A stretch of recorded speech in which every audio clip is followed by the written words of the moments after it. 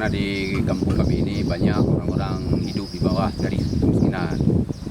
Di masyarakat kami banyak yang menutup rumah. Antara lain ada warga-warga yang tidur di atap tuh yang bocor-bocor nih, tidur di kain terkena hujan, sering kena hujan waktu tidur.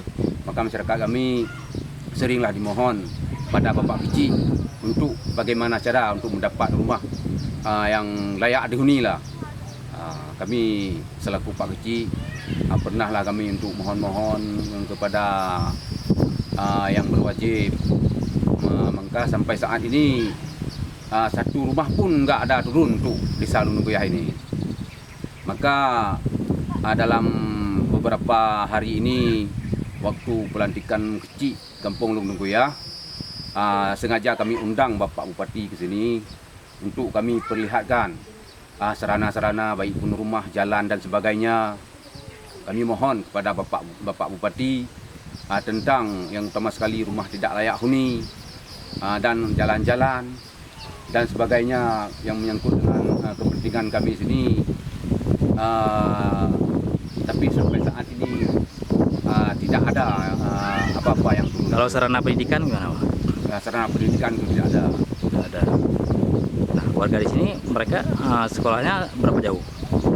Warga di sini sekolahnya sekitar 1 kilo. Jalan kaki ya? 1 kilo jalan kaki. Anak-anak di rumah ada yang jalan kaki. Kehidupan rata-rata di sini apa mereka kerja? Rata-rata sini. Pencerian ini kalau di segi pencerian ini rata-rata semua deret semua. Kalau pencerian lain itu memang tidak ada. Nah, dengan kasus ibu ini kok bisa kejadian seperti ini gimana? Nggak ada perhatian dari kecil sendiri atau Enggak. memang nggak dipedulikan oleh pemerintah? Dipeduli sebenarnya ini sangat dipedulikan oleh pemerintah. Mungkin waktu datang bapak-bapak dari metro datang sini waktu dilihat, mungkin nenek-nenek itu dalam keadaan kurang sehat. Karena nenek itu ada anak, ada cucu. Masa mungkin nenek itu enggak makan sampai 3 hari. Karena seandainya nenek kan begitu dua. Andai kata kami selaku pemerintah desa tidak peduli, mungkin nenek-nenek itu entahlah bagaimana.